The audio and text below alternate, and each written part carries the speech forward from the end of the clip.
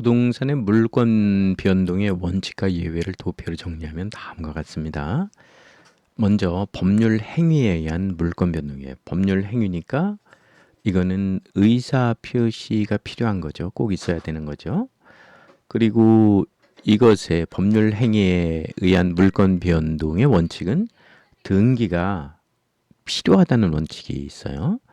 그리고 등기가 불필요한 예외의 경우는 해제하고 취소가 그 예가 됩니다.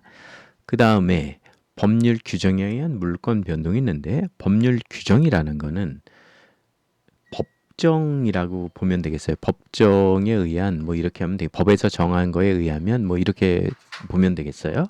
그리고 이것은 원칙이 법률 규정에 의한 물권 변동은 그거는 기본적으로 등기가 불필요한 거예요.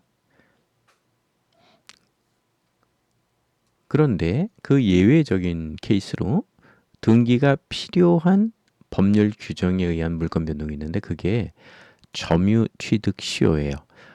요거에 대한 자세한 설명을 해볼게요.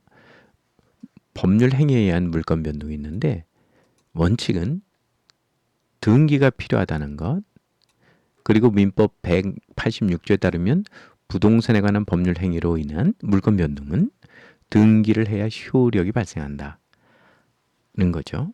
당연히 법률 행위니까 의사 표시를 했고 그리고 이거는 등기를 해야 되는 거죠. 등기를 요하는 부동산 물권 변동인 거죠.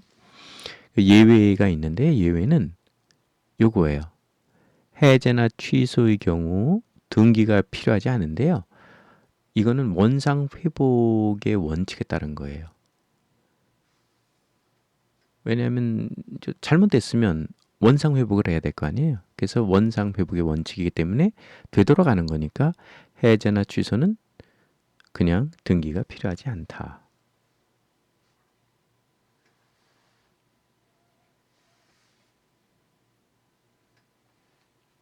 그 다음에 법률 규정에 의한 물권 변동은 기본적으로 등기가 필요하지는 않은 거잖아요. 자, 원칙.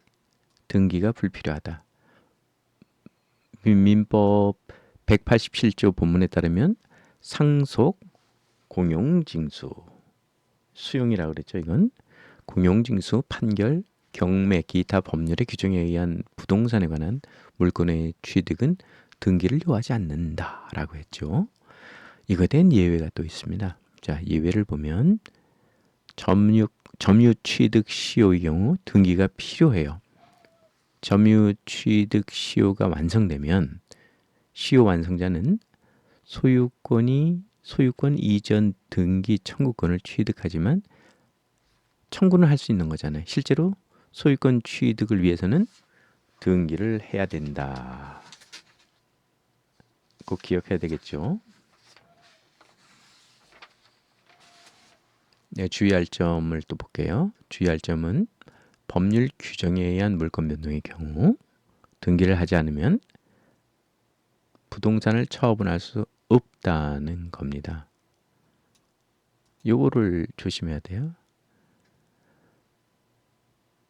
상속받아도 등기하지 않으면 팔 수 없다 이런 뜻이죠. 그래야만이 이를 통해서 거래의 안전과 제3자를 보호를 할 수가 있게 되는 거죠. 자, 이상 물권 변동에 있어서 법률 행위, 원칙은 등기, 그 다음에 법률 규정에 의한 물권 변동은 등기 필요하지 않다. 그런데 예외가 있는데 등기가 필요하지 않는 경우에는 해제되는 경우에 왜? 원상 회복을 하는 거기 때문에 등기가 필요 없죠. 그 다음에 또 법률 규정, 원칙은 등기가 필요하지 않은 건데요.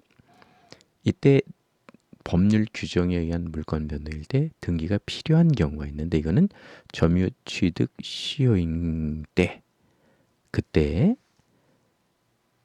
이 시효 완성자는 소유권 이전 등기 청구권을 갖게 되는 거죠. 그런데 실제 소유권은 취득을 해야 되니까 등기를 해서 해야 되는 거죠. 그러니까 소유권 이전 등기 청구권을 취득해서 점유 취득 시효에 그래서 실제 소유권 취득을 위해서 등기를 해야 하기 때문에 이때는 법률 규정에 의한 물권 변동으로서 등기가 필요한 것은 점유 취득 시효가 예외적인 케이스입니다.